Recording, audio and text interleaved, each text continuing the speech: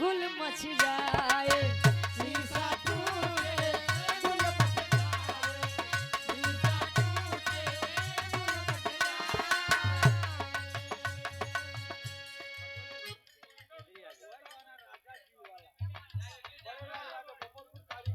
बड़े लाल यादव जी भोजपुर से कारीगर साहब 20 रुपया फरमाइश बार राजा हो तो कैसे मनाई वाह ठीक बा बहुत बहुत धन्यवाद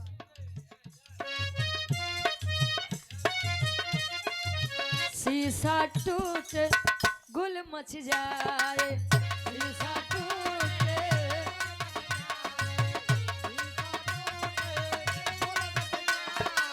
दिल टूटे आवाज न आए दिल टूटे आवाज न आए दिल टूटे आवाज न आए शीशा शीशा टूटे गुल मच जाए दिल टूटे आवाज न आए सांप डसे तो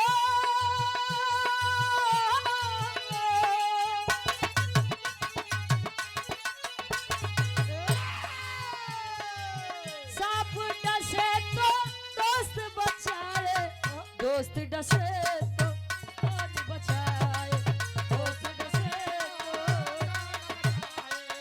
दोस्त डसे तो दोस्त डसे तो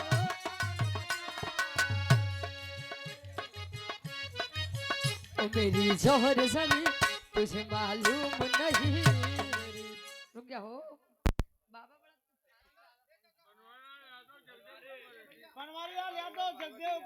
बनवारी लाल यादव जी हमारे गार्जियन जी जगदीशपुर से अच्छा जगदेवपुर बरेठी की 5 सजमी से अच्छा लक्ष्मी है बहुत बहुत धन्यवाद क्या बात है बाबू हाँ ठीक ठीक बाबू बैठ जा बनवारी लाल बाबू बैठा नहीं अरे यार बैठे बैठे थे बाबू बैठ जा हाँ बैठा बैठा बैठे बाबू तो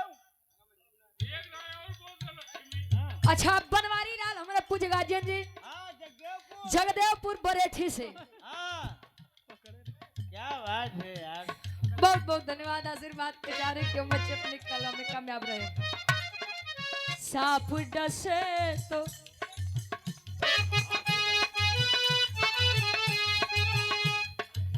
सांप डसे तो दोस्त बचाए दोस्त डसे तो कौन बचाए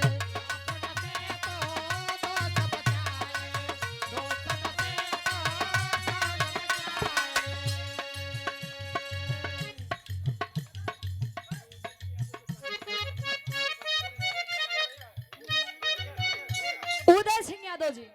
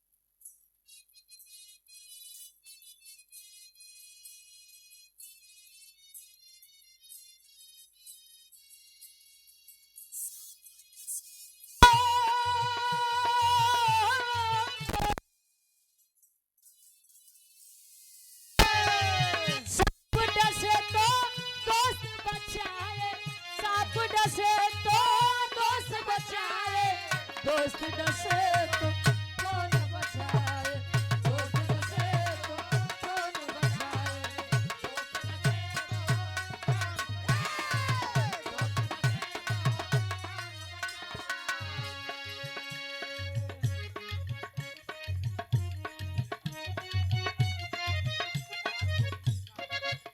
कमल गोविंद त्रिपाठी जी, ग्राम प्रधान साहब 200 रुपए का सम्मान, बहुत बहुत धन्यवाद। आशीर्वाद के चार हवा 200 रुपए का सम्मान, बहुत बहुत धन्यवाद हमारे प्रधान जी के।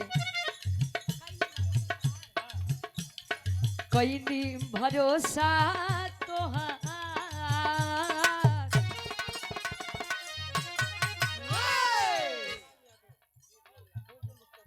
जीत लाल यादव जी और फूलचंद विश्वकर्मा जी, ये 51 रुपए का सम्मान, बहुत बहुत धन्यवाद।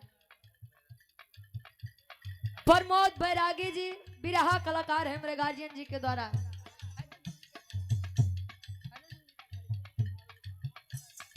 हैदर गुरु जी के अखाड़े से आप हमारे गार्जियन जी, बहुत बहुत धन्यवाद बा। आशीर्वाद के चार लड़की कहे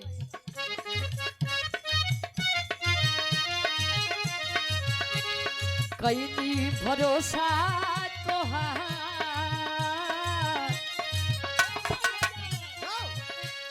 कई भरोसा तोहार, बोलो मुदगा देके न जइहा, बोलो मुदगा देके न जइहा, बोलो ओ मेरी ज़हर ज़बी तुझे मालूम नहीं,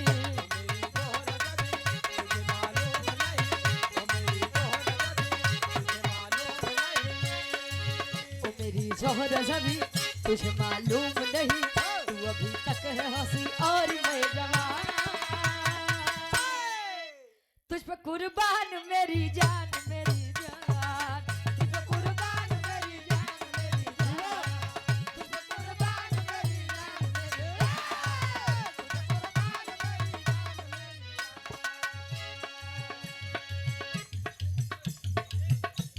और ये अपना म्यूजिक प्रयागराज सीताराम बिरहा म्यूजिक और राधा म्यूजिक क्लब के डायरेक्टर साहब 100 रुपया, बहुत बहुत धन्यवाद। और सम्मानित हम आप सभी के बीच में उपस्थित हैं गार्जियन जी, आप बड़े भाई श्री अवधेश नारायण यादव जी। हम चाहेंगे कि भैया आप मंच पर रह जाइए, मंच आपका स्वागत और सम्मान करता है। बहुत बहुत धन्यवाद।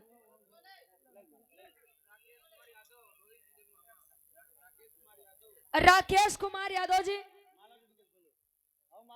रोहित जीजा जी के यानी सूरज यदुवंशी जी के जीजा जी के आप पूजनीय मामा जी, राकेश मामा, बहुत बहुत धन्यवाद। बस 100 रुपया, क्या कहना, बहुत बहुत धन्यवाद।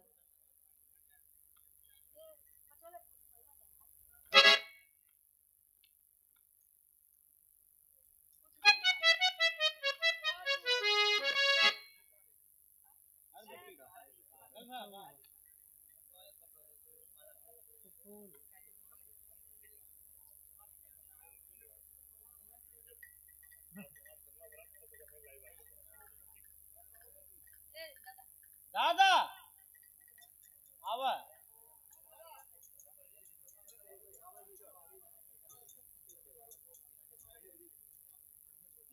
और सम्मानित नीचे करा कहाँ उठाए जाते हैं, सम्मानित हमारे गार्जियन जी जो कि परिचय के मोहताज नहीं है, बड़ा प्यार मिलता है, सम्मान मिलता है, दुलार मिलता है। श्री अवधेश नारायण यादव जी हमारे बड़े भाई, प्रतापपुर विधानसभा जो कि जिला पंचायत पद के आप भावी प्रत्याशी उम्मीदवार हैं। हमारे गार्जियन जी के द्वारा ये सुंदर माला और ढेर सारा माया पुरस्कार देकर सम्मान किया गया, बहुत बहुत धन्यवाद। आशीर्वाद के चाह रही ईश्वर करें कि विजय का तिलक आपके मत्थे पर लगे, बहुत बहुत धन्यवाद।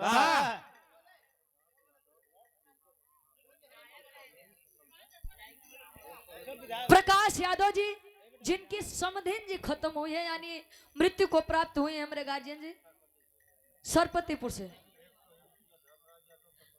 सरपतिपुर से आप धर्मराज यादव जी 100 रुपए का सम्मान, बहुत बहुत धन्यवाद। और ये असरफी लाल यादव जी हमारे पूज्य गार्जियन जी, पूज्य बाबू जी सरपतिपुर से हमारे गार्जियन जी के द्वारा 100 रुपया चरणों में कोट कोट नमन है, आशीर्वाद के चाह रही विधायक पद के प्रत्याशी हमारे गार्जियन जी, बहुत बहुत धन्यवाद। अवधेश नारायण यादव जी सुंदर माला और ये कई हजारों हजार रुपए का सम्मान, बहुत बहुत धन्यवाद। और ये आप डॉक्टर अमित यादव भैया हमारे हरिओम हॉस्पिटल 700 बाईपास, हमारे गार्जियन जी के द्वारा डॉक्टर अमित यादव जी के द्वारा 200 रुपए का सम्मान आपको और डॉक्टरों को ईश्वर का दूसरा रूप कहा जाता है। आशीर्वाद के चारे आओ।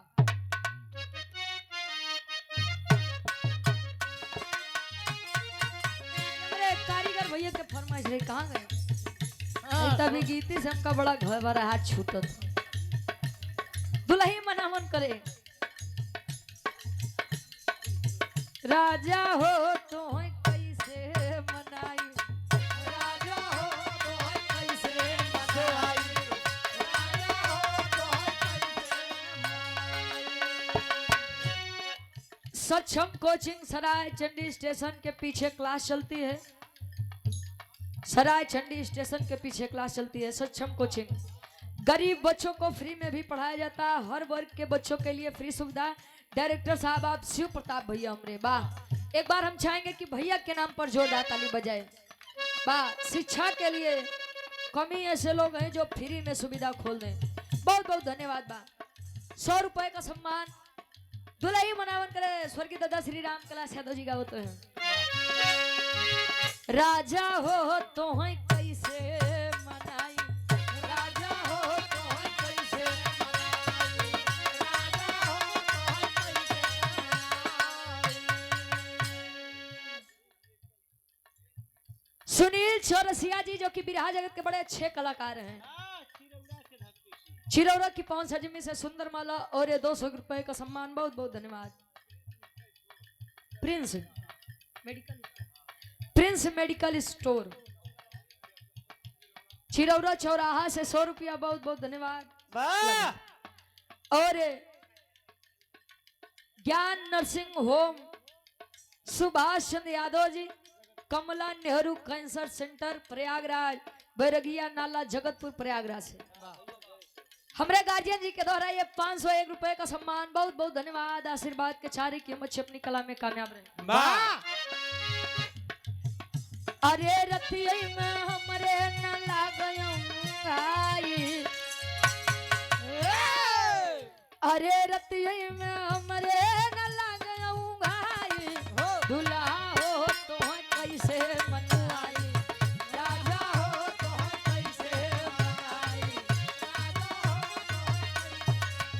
अरे रतिया में हमरे न लागई, रतिया में हमरे न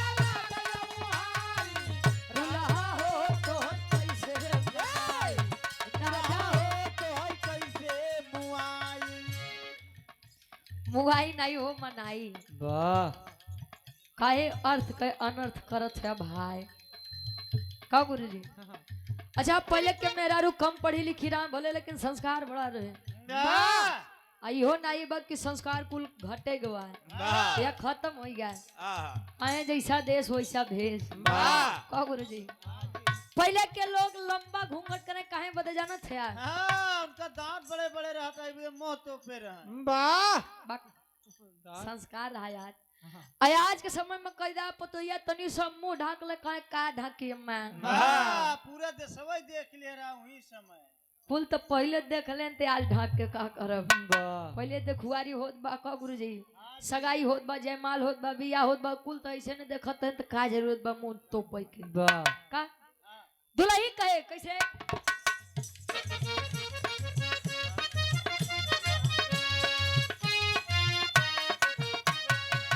बीतबल पनवा कयाई गए जवानी, बीतबल पनवा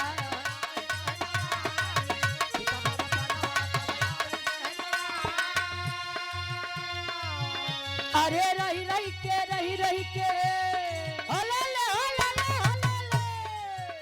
अरे रही रही के सरिया पे आवे, अरे रही रही के सरिया पे आवे, दुल्हा हो तो कैसे मनाई, दुल्हा हो तो कैसे मनाई, अरे रही रही के सरिया पे आवे अंगड़ाई, रही के सरिया पे आवे अंगड़ाई, रजऊ हो तो कैसे मनाई, दुल्हा हो तो दारू पिया। अच्छा दुनिया का मेहरारू सोचत है मार दुल्हा नशा पताई से दूर रहा है। तार वाली पूछो था का यार। हम तो पीते ही नहीं है। आज पैसा तक भेजे रहे। अरे तो पिया तब भेजे रही बाबू। अच्छा पिया के भेजे रहे वाह अच्छा ठीक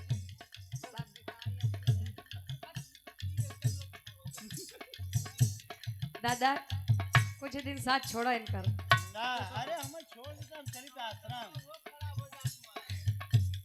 तो का बोलत है ना आज उनके खुदे नहीं पता बा गम बका करब 15,000 के वाह हाँ गम मत कर भाई चंदा देवाई के तो हम देवा दे परेशान मत हुआ वाह हाँ बिना देवाई परेशान मत होया होता ना ते आदमी तुम्हें वैसे ने दे दे अरे खाली मोह वैसे हाँ हो काहे से कि रुचि से ज्यादा तो फैन लोग डब्लू विश्वकर्मा के यहाँ का हो वाह का भैया हाँ हाँ ये नहीं के ज्यादा फैन है भाई अब काजान दे शहर वाली कजरा काजान दे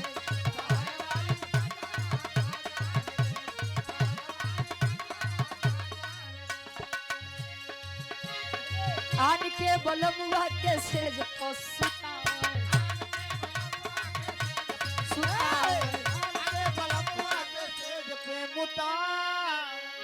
सुता में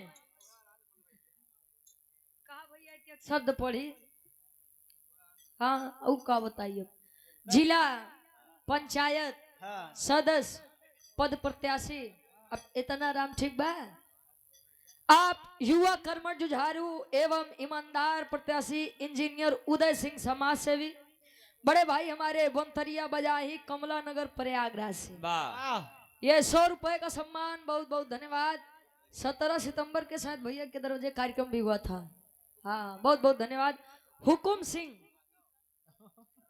सिंह यादव जी हमारे गार्जियन जी हाँ, ये 100 रुपए का सम्मान अच्छा हुकुम दे था कि माना था हाँ हुकुम मानत थी रैनी की 500 में से हमरे हुकुम भैया बहुत बहुत धन्यवाद आशीर्वाद के चाह रहे वाह दुल्ही कहे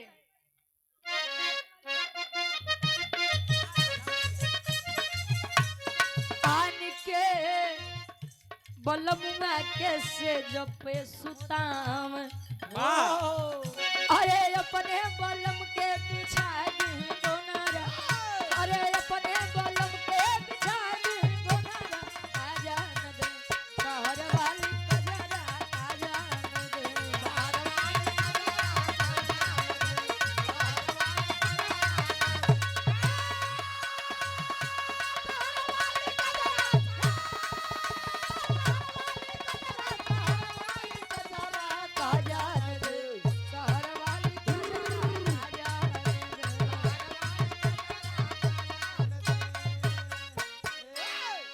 हमरे महेंद्र दादा के फरमाइश बा कि वो लड़की याद आती है वाह कौन वाली वही पुरानी वाली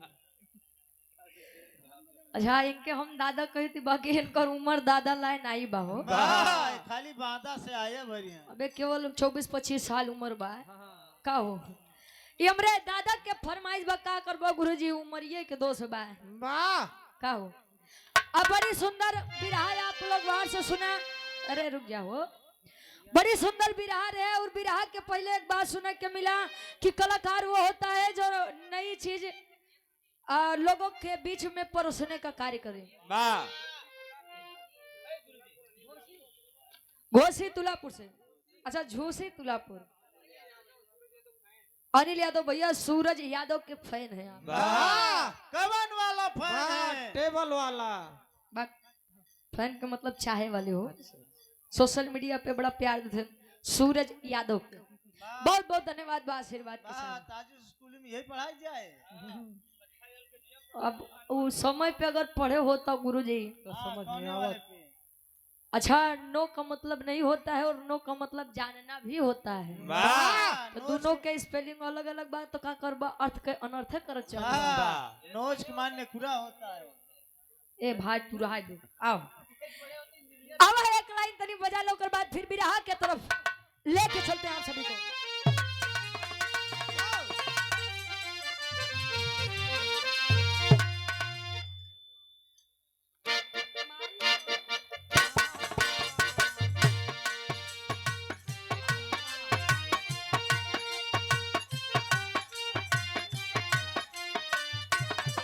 ए,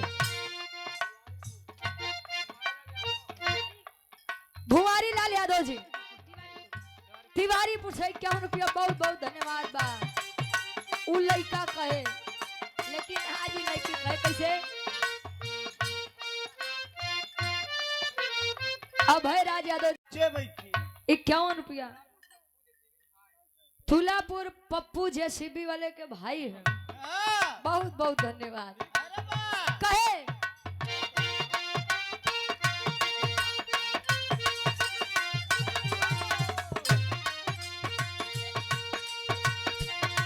ये दुनिया प्यार के किस्से किस्से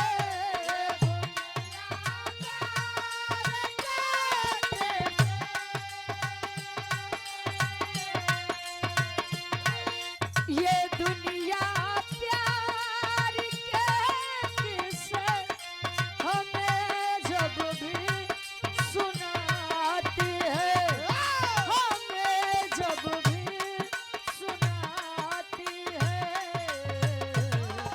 वो लड़की याद आती है वो लड़की याद आती है वो लड़की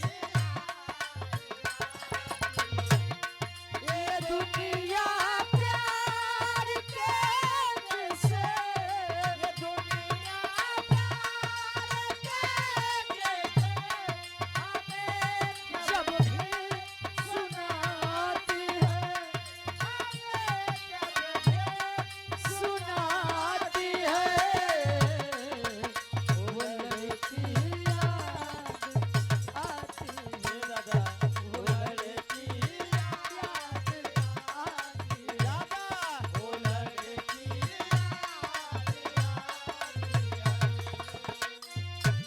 दादा और ये सम्मानित हमारे गार्जियन जी राकेश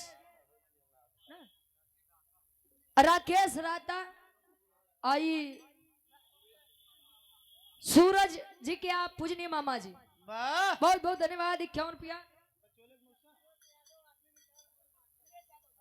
सुरेश यादव भैया आर्मी रिटायर्ड हैं जो पूजनीय दादी जी इस संसार को छोड़कर गई हैं।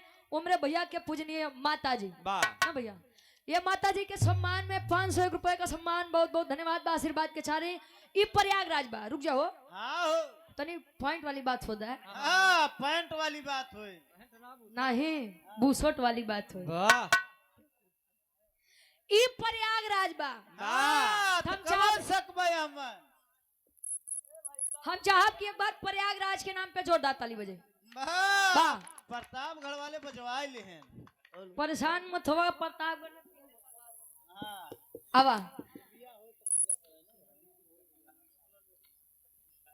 हेलो कहे सुना वार से सुना कि प्रयागराज बा आए के तो सब जाना थी कि सीता जी के हरण भय रहे वाह रमणवा लई के रहा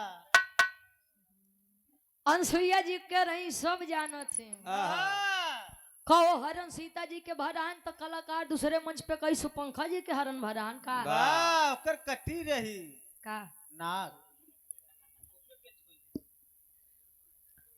कार्यक्रम हमारे महुआ में सूरज भैया याद बना हाँ ये भैया करवाओ कर ना बड़ा सज्जन बड़ा अच्छा लड़का बा वाह ऐसे बने थे कमाई अच्छा ओकरे माई तक कैसे पहुंच गया वाह अरे लड़कियां तब बने तो चेहरा देख रहे उसी माई ऊपर हो देखो भूल से इनका अपने घरे लिया ही मत जाया हाँ नहीं तो दिक्कत हो जाए हाँ भैया जाए दे इनके मत लिया जाए महुआ में कार्यक्रम रहे ता एक व्यक्ति उठा कहें कि रुचि जी कुछ ऐसा भी रहा गा दीजिए जो सामाजिक भी रहा हो वाह समाज को कुछ सीख मिल जाए हमको भैया ठीक हम भी रहा गाए कि जहांगीर का इंसाफ भैया अच्छा गाए अच्छा लगा कई लोगों को तो कई लोग सुनत रहे केवल हाँ सुंघत रहे अगली पार्टी खड़ी बा तो भैया वो ऐसा ना गा दे तो बिरहा तो हो गया सुबेरे जो पेमेंट के पारी आए तो कहें सब तो ठीक के रहा लेकिन अगर लौकुश कांड हो जाते तो बड़ा मजा आ जाए वाह कांड करवा भी ने परेशान रहे हम कहे मने लवकुश जी के बारे में, राम जी के बारे में, सीता जी के बारे में जानते हैं। एक दिन लवकुश कांड हुई त नाई कहीं नहीं बच्ची प्रयागराज बा। वाह यहाँ जले रामायण महाभारत में गबू तले तहार कल्याण नाई होई। तब तू रामायण महाभारत कर हम तो सोचते महाभारत कैले। नहीं कर अच्छा हमने इस बात को नहीं माना, कईयों मंच पे हम कहे नहीं, एक बार कोशिश करे में का जात बा। का हो पूर्वांचल वाले कुछ दूसर खातिन, प्रयागराज वाले कुछ दूसर थोड़ी खातिन। का हो हम कहे लब समझावे के कोशिश किया जाए, लेकिन हर जगह वह बात कहें जले बच्ची रामायण महाभारत में गबू तले पार न पोबू। हम कहे आज से लोरिकायन अलग खंड पूर्वांचल जाब तब भाई गाऊ। यहाँ वाले पूछ पकड़ी बैठा रामायण अब यार हम रामायण महाभारत गाऊ कि रावण के का भरान, सीता जी के का भरान। खैर बड़ी सुंदर बात सुने के मिला कि उ लइका बाप के बदला लिए। अष्टावक्र महाराज का हो जौन 8 जगह से टेढ़ हो रहे। टेढ़े टेढ़ ठीक बा, आज के समय में कही लेता, पहले कहत होता तो तू 16 जगह से टेढ़ होता।